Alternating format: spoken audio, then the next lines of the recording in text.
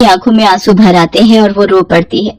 सचमुच रवि एक अच्छा पति होने के साथ साथ एक अच्छा इंसान भी था।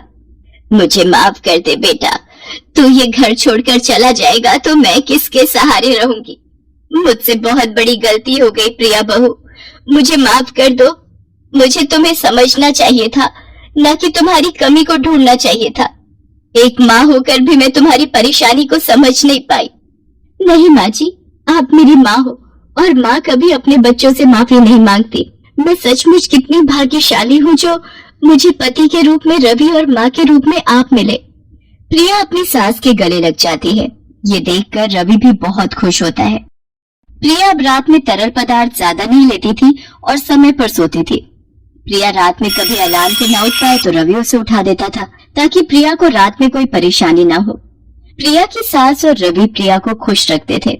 धीरे धीरे रवि और सास के सहयोग से कुछ समय में ही प्रिया की ये आदत पूरी तरह से छूट जाती है।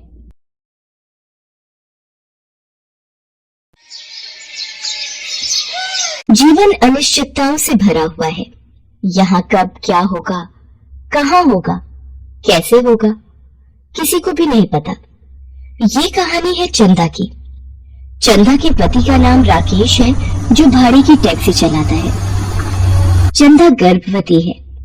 पूरे 13 साल के लंबे इंतजार के बाद उसकी गोद भरी है।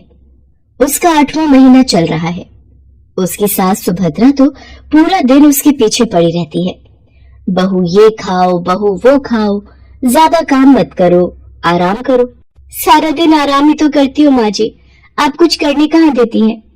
अभी मैं नहीं करने देती, कल को तेरा बच्चा कोई काम नहीं करने देगा। चंदा अपनी सास की बातों को सुनती और मुस्कुरा देती। वैसे वो भी सारा समय अपने आने वाले बच्चे के ख्यालों में ही खोई रहती और अपने पति राकेश से अपने आने वाले बच्चे के बारे में बातें करती और उसके लिए कुछ न कुछ बनाती रहती। अजी देखिए तो ये मोजा कैसा लग रहा है, इसका कलर कैसा है, अच्छा है ना? हमारे आने वाले बच्चे को पसंद तो आएगा ना? हाँ बहुत अच्छा है और बहुत सुंदर भी। पिछले 10 दिनों से मैं देख रहा हूँ कि तुम इसे बनाने में दिन रात लगी हुई हो। अरे सारी तैयारी पहले से करके रखनी होगी। सुनो, कल और ऊन ले आना, मुझे और भी मोजे बनाने होंगे। छोटा बच्चा आने वाला है, उसके पास तो कई सारी चीजें होनी चाहिए ना। चंदा की बात सुनकर राकेश मुस्कुराते हुए उसे देखता है और महसूस करने की कोशिश करता है माँ की उस ममता को जो अपने अनदेखे बच्चे के प्रति उमड़ने लगती है जब से वो उसकी कोख में आता है। एक दिन की बात है, राकेश काम पर जाने की तैयारी कर रहा था। चंदा अपने घर की सीढ़ियों से नीचे उतर रही थी। तभी अचानक उसका पैर फिसल गया। चंदा सीढ़ियों से लुढ़कती हुई नीचे आ गिरी। उसके सिर में बहुत चोट लगी। ज्यादा खून बहने के कारण वो बेहोश हो गई। राकेश और उसकी माँ चंदा को लेकर तुरंत अस्पताल भागे।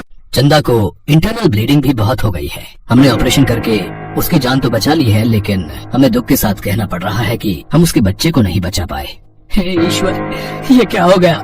ये बात मैं उसे कैसे बताऊंगा? मिस्टर राकेश, हमें आपको एक बात और बतानी है। आपकी पत्नी अब कभी भी माँ नहीं बन पाएगी। 13 साल के लंबे इंतजार के बाद एक बहुत बड़ी खुशी चंदा के घर में आने वाली थी, लेकिन उस खुशी को ग्रहण लग गया था और डॉक्टर की ये बात कि चंदा अब कभी माँ नहीं बन सकेगी, चंदा के जख्मों के दर्द को और भी बढ़ा रहा था। वो बेचारी अपने बनाए छोटे छोटे कपड़े और मोजे को अपने सीने से लगाती और कहती, अब कौन पहनेगा इसे? मैं किसे इसे पहनाकर काला टीका लगाऊंगी? भगवान क्यों, क्यों भगवान क्यों, क्यों मुंह से निवाले को छीन लिया? क्यों सूनी कर दी मेरी कोख हमेशा के लिए? चंदा दुखों के उस सागर में फंस गई थी जहाँ हर ओर दर्द ही दर्द था और उस दर्द के कारण चंदा ना तो ठीक से खाती न ठीक से सोती। उसकी सास उसे समझाती और राकेश को भी उसे समझाने के लिए कहती, लेकिन राकेश भी उसे क्या समझाता? उसका दुख भी तो कम नहीं था। हाँ वो मर्द था तो उसे मजबूत दिखाना उसकी मजबूरी था, लेकिन चोरी छिपे वो भी रो ही लेता था। ईश्वर, जो होना था वो तो हो गया, लेकिन मेरी पत्नी को हिम्मत दीजिए इस दुखों का पहाड़ को उठाने के लिए। एक दिन की बात है, राकेश ने चंदा को अपने साथ बाहर घूमने के लिए जाने के लिए कहा, क्योंकि उसे लगता था कि बाहर उसका थोड़ा मन लगेगा, लेकिन चंदा ने बाहर जाने से साफ इनकार कर दिया। चंदा देख, मैं जानता हूँ कि तेरा दुख बहुत बड़ा है, लेकिन हमेशा दुखों में तो नहीं रह सकते ना। अरे तूने देखा है कि कैसा हाल बना लिया अपना। अगर तुझे कुछ हो गया तो मेरा क्या होगा, माँ का क्या होगा? तू जानती है ना तेरे बिना मैं एक पल भी नहीं सो पाऊंगा। राकेश की बात सुनकर चंदा ना चाहते हुए भी सिर्फ उसका दिल रखने के लिए बाहर घूमने के लिए गई। वो अपने मोहल्ले से कुछ दूरी पर ही गए थे, तभी उन्हें मोड़ पर काफी भीड़ दिखाई दी। चंदा और राकेश वहां गए तो उन्होंने देखा कि सड़क किनारे एक दूध में ही बच्ची पड़ी है और वो लगातार रोए जा रही है। आसपास खड़े लोग उस बच्ची को देख तो रहे हैं, लेकिन उसे चुप कराने की बजाय उल्टी सीधी बातें कर रहे हैं। 100% ये किसी की नाजायज औलाद है। अरे जब पालने की औकात नहीं होती तो पैदा क्यों करते हैं लोग इसे? हैं? बड़ा खराब समय आ गया भाई साहब। हाँ, आजकल तो ये चलन बन गया है। बच्चा पैदा करते हैं और रोड पर फेंक देते हैं, कभी डस्टबिन में फेंक देते हैं तो कभी कहीं और। खुद का नाजायज काम करते हैं और ठप्पा बच्चों पर लग जाता है। लोग अपनी बातों में उलझे हुए थे। इस बीच चंदा ने उस नन्ही सी बच्ची को गोद में उठाया और उसे सीने से लगा लिया। वो बच्ची उसके सीने से लगकर चुप हो गई और चंदा ने पहली बार उस सुख का अनुभव किया जिसे उसने कभी महसूस नहीं किया था। वे दोनों उस बच्ची को घर ले आए। सुभद्रा ने जब उस बच्ची को देखा तो उसके जहन में बहुत सारे सवाल आए कि ना जाने ये किसकी बच्ची है, कैसे घर की है, क्या ये कभी तुझे मां स्वीकार करेगी। उसने ये बात चंदा से कही तो माँ जी, शायद ये भगवान की ही कोई योजना है, तभी तो ये बच्ची मुझे मिली।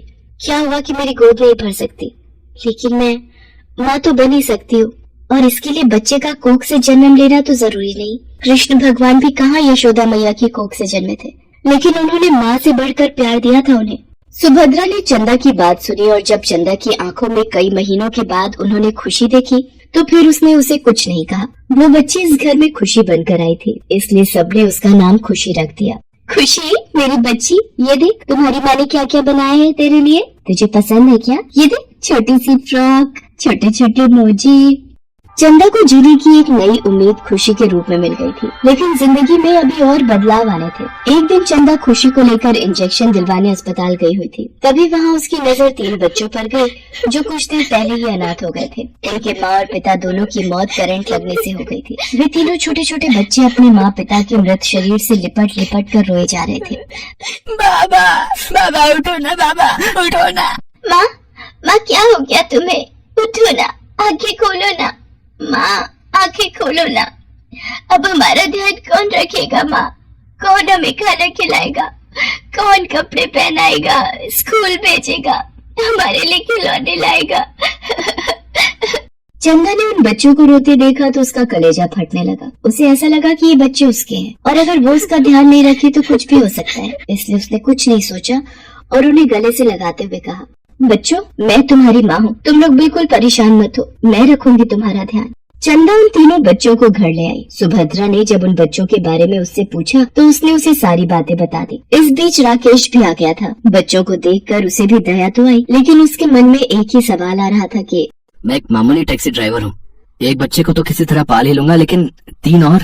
चंदा ने सिलाई का काम शुरू कर दिया। उससे पैसे आने लगे तो दोनों की कमाई से बच्चों का गुजारा ठीक से चलने लगा। लेकिन शायद ईश्वर ने कई और बच्चों के लिए चंदा की गोद निर्धारित कर दी थी। कई और बच्चों के द्वारा उसे माँ पुकारना था। इन 4 बच्चों के बाद चंदा 8 और बच्चों को अपने घर लाई। उनमें से कोई सड़क पर भीख मांगता था तो कोई अपाहिज था, कोई अंधा था तो किसी का दिमाग ठीक से विकसित नहीं हुआ था, तो उसके घर वालों ने ही उसे छोड़ दिया था। क्यों फिक्र करते हैं आप? 12 बच्चे हैं तो क्या हुआ, हम इन्हें पालने के लिए